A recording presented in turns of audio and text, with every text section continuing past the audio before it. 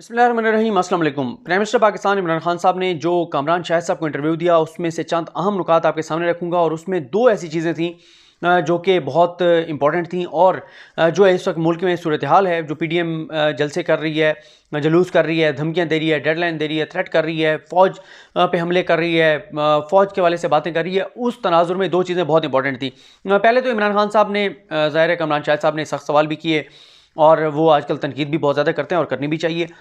तो इमरान खान साहब ने उनको सारी बताया कि ये मेरा बयान गलत तौर पे चलाया गया, जो बात की गई कि मैंने कहा कि हमारी तैयारी नहीं थी और हमें बगैर तैयारी की हुकूमत में नहीं आना चाहिए था। तो इमरान खान साहब ने समझाया, बताया कि अमेरिका में आप देखें कि जैसे ही जो सदर बनता है तो उसको पहले 2-3 माह तक सिर्फ ब्रीफिंग्स दी जाती हैं, बताया जाता है कि इस वक्त ये क्या चल रहा है, ये क्या सूरत हाल है। तो उन्होंने कहा मैं चाहता हूँ कि पाकिस्तान में भी मैंने ये कहा कि जो भी जीते उसको ब्रीफिंग्स दी जाएँ, पहले ही 2-3 माह उसको बताया जाए सारी सूरत हाल। और उन्होंने फिर कहा कि चीज़ें बहुत मुश्किल थी और उन्होंने एक घर की मिसाल दी कि एक घर होता है, अगर उसमें भी कोई नुकसान हो जाए तो वक्त लगता है घर को दोबारा संभलने में।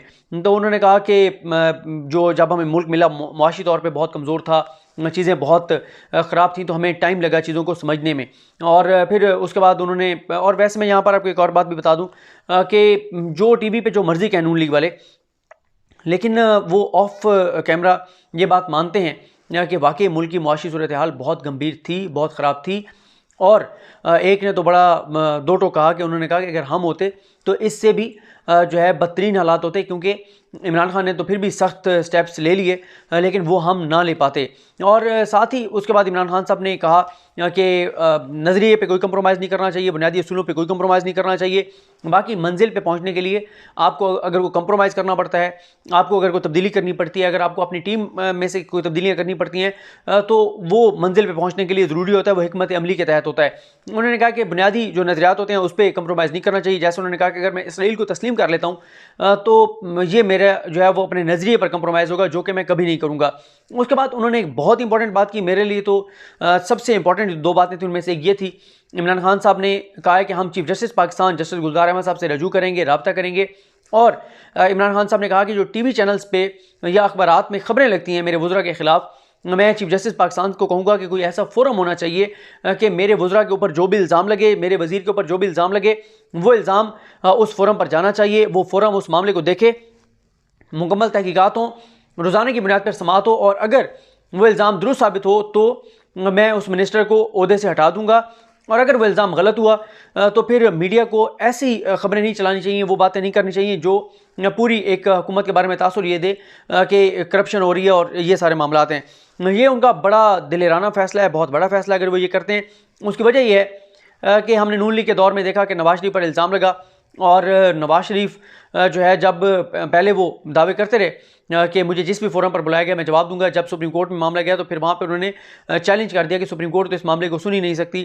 फिर उन्होंने पार्लियामेंट में किए गए खिताब के बारे में कहना शुरू कर दिया कि उसको जो है वो इस्तिस्ना हासिल आईनी तौर पर उस खिताब का सुप्रीम कोर्ट जायज़ा भी नहीं ले सकती, और अगर वो झूठ भी बोला है तो वो पार्लियामेंट के अंदर बोला है, सुप्रीम कोर्ट उस हवाले से कुछ नहीं कर सकती।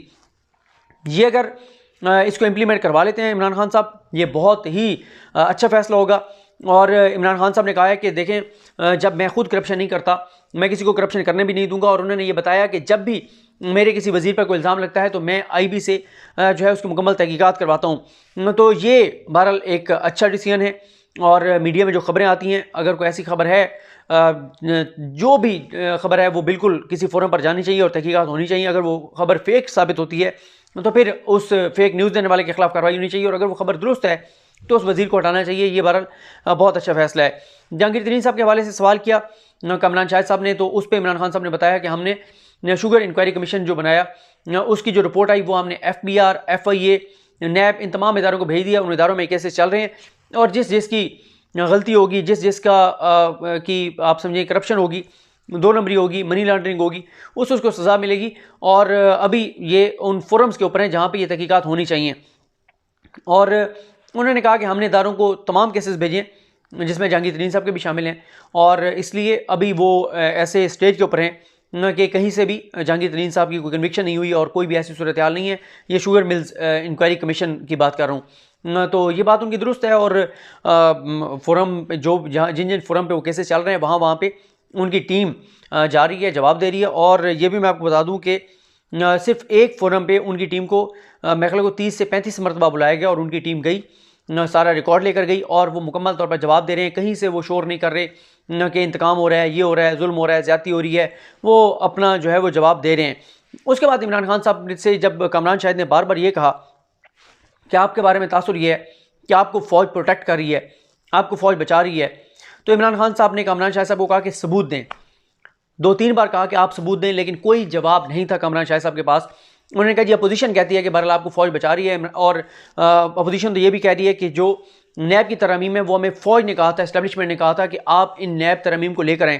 तो इमरान खान साहब ने कहा कि अगर ये कहते हैं कि मैं तो कठपुतली हूँ, मैं तो पुतला हूँ, असल फ़ौज मुझे चला रही है, फ़ौज जो मुझे कहती है वो मैं मान लेता हूँ, अगर ये बातें दुरुस्त होती तो अगर इनकी दूसरी बात भी आप मान लें कि नैब तरामीम फ़ौज ने इनको कहा था कि आप लेकर आएँ, तो फिर तो मुझे फ़ौज की बात मान लेनी चाहिए। और उन्होंने कहा कि अगर मैंने नहीं मानी तो फिर आप देख लें कि मैं पुतला हूँ या नहीं हूँ, अगर इनकी बात मान लें तो। यानी ये वो चीज़ नहीं है कि आपको पता है इमरान खान साहब के हर इंटरव्यू में से छोटा सा टुकड़ा उठा के और पूरा प्रोपेगेंडा शुरू कर दिया जाता है। लेकिन उन्होंने कहा कि अगर तो ये कहते हैं कि फ़ौज ने हमें कहा था तो फिर मुझे फ़ौज की बात मान लेनी चाहिए थी। तो इसका मतलब ये है कि ये तो खुद मान रहे हैं, ये इमरान खान साहब ने नहीं कहा, मैं कह रहा हूँ, ये तो फिर खुद मान रहे हैं कि सिविल सुप्रीमेसी है। अगर इनकी बात के मुताबिक फ़ौज ने वो तरमीम इनको कहा था कि आप लेके आएँ, गो कि फ़ौज ने नहीं कहा होगा इनको, अगर फ़ौज ने कहा भी था और इमरान खान नहीं माना, तो फिर यही तो सिविल सुप्रीमेसी है। और फिर इमरान खान साहब ने बताया कि फ़ौज जो है वो पाकिस्तान का एक इदारा है और वो पाकिस्तान अगर बेहतर हो रहा है तो उनको इस पर खुशी होगी, वो हर हुकूमत को उनको सपोर्ट करना चाहिए। और उन्होंने ये बात कही कि ये कैसे जमहूरी लोग हैं, ख़ुद को कहने वाले जमहूरी लोग हैं, जमहूरियत पसंद ख़ुद को कहते हैं, और दूसरी तरफ फ़ौज को कहते हैं कि आप एक जो हुकूमत है, मुंतखब हुकूमत, मुंतखब वज़ीर-ए-आज़म, उसको इक़्तिदार से चलता करें। यहाँ पर मैं आपको ये बात भी बता दूँ कि मैंने एक वीडियो में आपको ये बता चुका हूँ कि इनके हम ही ये कह रहे हैं कि ख्वाजा आसिफ को इमरान खान ने इसलिए गिरफ़्तार करवाया कि ख्वाजा आसिफ फ़ौज के साथ राब्ते में था। मैंने भी आपको उस वीडियो में कहा था कि अगर इनकी ये मंतक मान ली जाए, इनका ये बयानिया और इनकी बात मान ली जाए कि इमरान खान ने ख्वाजा आसिफ को इसलिए गिरफ़्तार करवाया कि वो फ़ौज के साथ राब्ते में था, तो इसका मतलब है कि फिर इमरान खान ने करवा लिया ना गिरफ़्तार, फिर उसको किसी ने बचाया तो नहीं है या कोई बचा तो नहीं सका। ये इस तरह की बातें जो ये करते हैं, ये सिर्फ ये तासुर देने के लिए करते हैं कि शायद फ़ौज और इमरान खान के दरमियान कोई इख्तिलाफ़ात हैं, फ़ौज कुछ और चाहती है, इमरान खान कुछ और चाहता है। ये इस तरह की बातें करके और अपना जो है वो दिल बहलाते रहते हैं और अपने हामियों को ये तासुर देते रहते हैं कि हमारे हालात ठीक होने वाले हैं। इसके बाद मुफ्ती कफ़ायत के वाले से भी इमरान खान साहब ने जिक्र किया कि वो जिस तरह से फ़ौज के बारे में बयानात दे रहे थे, फ़ौज के जो अफसरान हैं उनके बारे में बयानात दे रहे थे। उन्होंने कहा PDM वाले एक तरफ तो फ़ौज पे हमले कर रहे हैं, लेकिन जो 7 हमारे शहीद थे FC वाले, उनकी शहादत पे कोई बात नहीं की गई। इमरान खान ने कहा कि फ़ौज हमारा इदारा है, पाकिस्तान का इदारा है, मेरा इदारा है, लिहाजा मैं फ़ौज का भी दिफ़ा करूँगा, मैं आर्मी चीफ़ का भी दिफ़ा करूँगा, क्योंकि इस वक्त आर्मी चीफ़ पर जो हमले किए जा रहे हैं, जो फ़ौज पर हमले किए जा रहे हैं, ये तयशुदा मंसूबे के तहत सारा कुछ हो रहा है। इमरान खान साहब बहुत क्लियर हैं, वो ज़ाहिर है उनसे ज़्यादा बाखबर कौन हो सकता है, उनके पास तमाम इंटेलिजेंस रिपोर्ट्स आती हैं, उनके पास जो है वो सबसे ज़्यादा इन्फॉर्मेशन होती है। ज़ाहिर है वो मुल्क वही चला रहे हैं, उनसे ज़्यादा इन्फॉर्मेशन किसके पास होगी। तो वो क्लियर हैं कि ये PDM जो कुछ कर रही है, ये एक मखसूस एजेंडे के तहत कर रही है, पाकिस्तान के दुश्मनों के कहने पे कर रही है। इनका वाहिद मकसद पाकिस्तान की फ़ौज को बदनाम करना है, पाकिस्तान की फ़ौज को कमज़ोर करना है। तो इमरान खान साहब बड़े क्लियर हैं और इसलिए वो कहते हैं कि मैं इनको किसी भी तरह से NRO नहीं दूंगा, और अगर मैंने इनको NRO दिया तो ये मेरी इस मुल्क के साथ, कौम के साथ जो है वो गद्दारी होगी। और जैसे मैंने आपको कहा कि इमरान खान साहब ने बार बार कहा कि अगर सबूत है तो दिखाएं सबूत जिसके मुताबिक यही हो कि फ़ौज जो है वो मेरी हुकूमत चला रही है और फ़ौज मुदाखलत कर रही है। एक और इंटरव्यू में पहले वो ये कह चुके हैं कि वो बॉस हैं, वही चला रहे हैं चीज़ों को, और फ़ौज पाकिस्तान के इदारे के तौर पर पाकिस्तान को बेहतर बनाने के लिए, पाकिस्तान को आगे ले जाने के लिए हुकूमत के साथ एक पेज पर है, मुकम्मल सपोर्ट कर रही है। और ये तासुर गलत है कि फ़ौज और हुकूमत के दरमियान इख्तिलाफ़ात हैं। ये कुछ चीज़ें थी जो मैंने आपके सामने रखी। मुझे अपनी दुआ में याद रखें। अल्लाह करीम हम सबका आमीन। अल्लाह हाफ़िज़।